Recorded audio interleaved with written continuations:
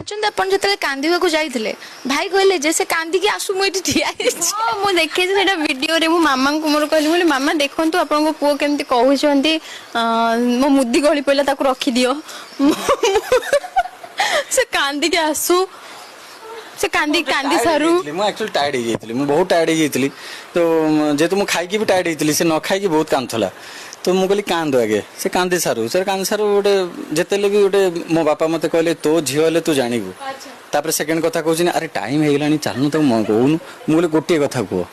ମୁଁ ସେ ନନାକୁ ବି କହିଲି ମୁଁ କହିଲି ଗୋଟିଏ କଥା କୁହ ମାନେ ଆକ୍ଚୁଆଲି ଆମର ଶୁଭବେଳା କ'ଣ 3ଟାରେ ଥିଲା କି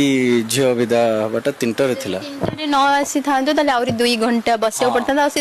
ଏମାନଙ୍କର ପେସେନ୍ସ ମୁଁ ତୁ ଗାଡିରେ ବସଯା ଟିକେ ଆଗକୁ ପଳେଇବ ପୁଣି ବାହାରି କାନ୍ଦ ସେଇଟା ମତେ ଆଗରୁ କହିଥିଲେ ହେଇନଥାନ୍ତା ମାନେ ତୁ କାନ୍ଦଟା ତୁ ସେଠି ମାନେ ଆକ୍ଟିଂ କରୁଥିଲୁ। ମୁଁ acting